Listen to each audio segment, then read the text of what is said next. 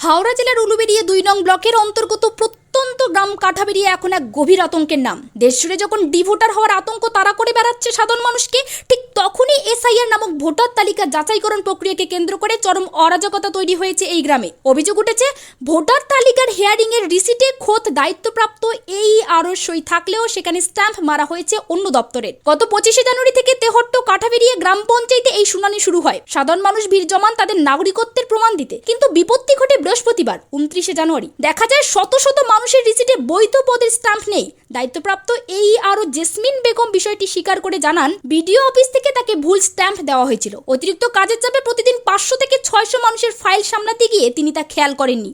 যদিও বিডিও স্নেহাশিস ভৌমিক বিষয়টিকে সামান্য ভুল বেলে এড়িয়ে যেতে চেয়েছেন, কিন্তু স্থানীয়দের প্রশ্ন, 80% ফর্মে এই ভুল কিভাবে দিনের পর দিন চলতে পারে? এই ঘটনাকে কেন্দ্র করে রাজনৈতিক পারদ চড়তে শুরু করেছে। তৃণমূল সদস্য ফরিদুল ইসলামের দাবি, এটি বিজেপি ও নির্বাচন কমিশনের একটি পরিকল্পিত ষড়যন্ত্র। ইডি সিবিআই দিয়ে কাজ না হওয়ায় এখন সাধারণ মানুষকে হয়রানি করে ভোটার তালিকা থেকে নাম বাদ দেওয়ার চক্রান্ত চলছে। অন্যদিকে প্রশিক্ষণহীন কর্মীদের দিয়ে এই ধরনের গুরুত্বপূর্ণ কাজ করানো নিয়ে ক্ষুব্ধ সাধারণ মানুষ। গ্রামীণ ব্যাংকের জৈনিক এক কর্মী জানান, মাত্র 1 দিনের ট্রেনিং দিয়ে তাদের এই কাজে পাঠানো হয়েছে, যেখানে তাদের কাজ কেবল সই করা।